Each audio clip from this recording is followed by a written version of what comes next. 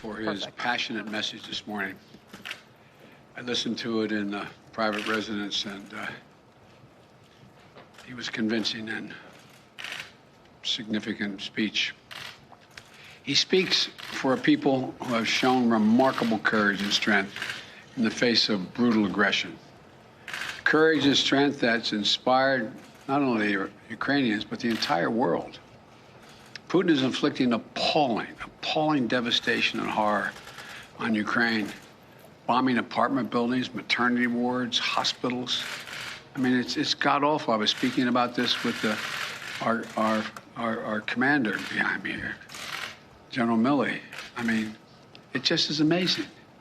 Yesterday, we saw reports that Russian forces were holding hundreds of doctors and patients hostage in the largest hospital in Mariupol. These are atrocities. They're an outrage to the world. And the world is united in our support for Ukraine and our determination to make Putin pay a very heavy price. America is leading this effort, together with our allies and partners, providing enormous levels of security and humanitarian assistance that we're adding to today, and we're going to continue to do more in the days and weeks ahead.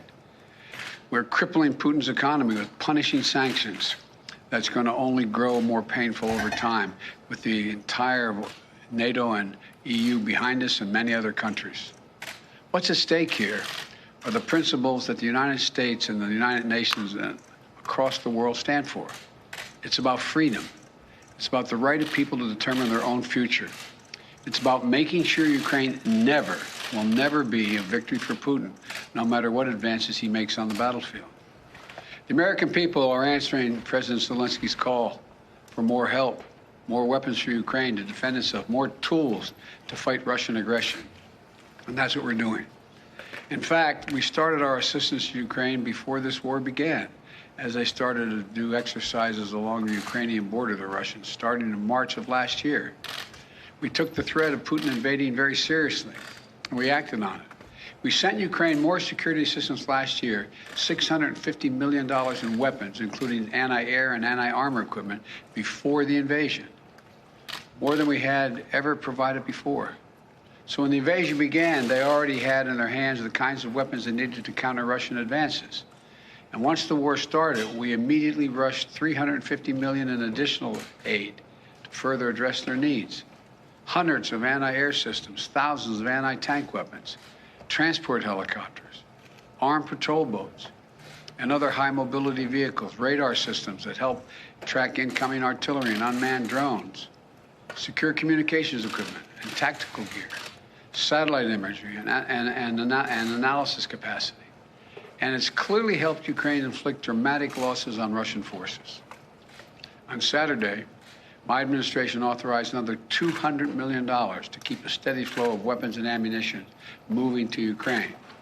Now I'm once again using my presidential authority to activate an additional security assistance to continue to help Ukraine fend off Russia's assault, an additional $800 million in assistance. That brings the total of new U.S. security assistance to Ukraine to $1 billion just this week. These are direct transfers of equipment from our Department of Defense to the Ukrainian military to help them as they fight against this invasion. And I thank the Congress for appropriating these funds. This new package on its own is going to provide unprecedented assistance to Ukraine.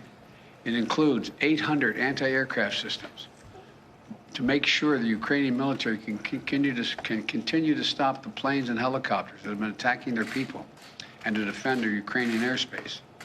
And at the request of President Zelensky, we have identified and are helping Ukraine acquire additional longer-range anti-aircraft systems and the munitions for those systems. Our new assistance package also includes 9,000 anti-armor systems. These are portable, high accuracy shoulder-mounted missiles that the Ukrainian forces have been using with great effect to destroy invading tanks and armored vehicles. It'll include 7,000 small arms, machine guns, shotguns, grenade launchers to equip the Ukrainians, including the brave women and men who are defending their cities as civilians, and they're on the countryside as well. and as well as the ammunition, artillery, and mortar rounds to go with small arms, 20 million rounds in total. 20 million rounds. This will include drones, which demonstrates our commitment to sending our most cutting-edge systems to Ukraine for its defense. And we're not doing this alone. Our allies and partners have stepped up to provide significant shipments of security assistance and will continue to help facilitate these deliveries as well. The United States and our allies and partners are fully committed to surging weapons of assistance to the Ukrainians. And more will be coming as we source additional stocks of equipment that we're ready to transfer. Now, I want to be honest with you.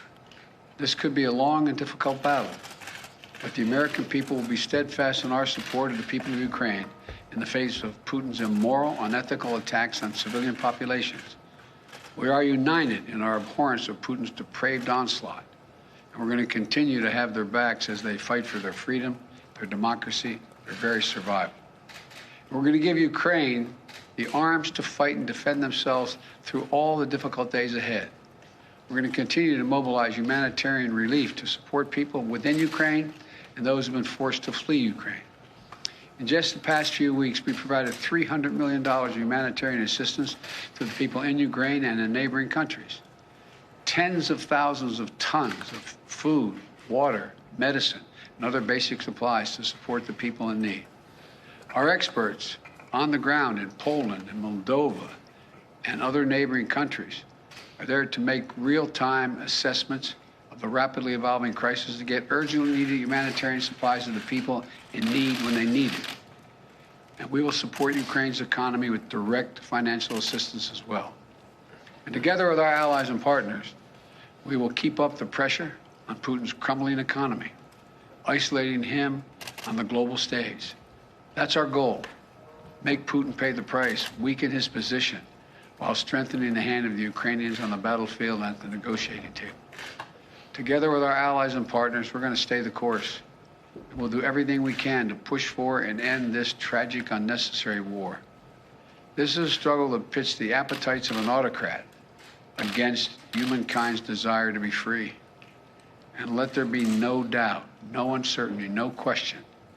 America stands with the forces of freedom. We always have and we always will. I thank you all and God bless you. And I'm going to walk over and sign this legislation, sign this bill to allow the drawdown of those materials. And may God protect their young Ukrainians who are out there defending their country.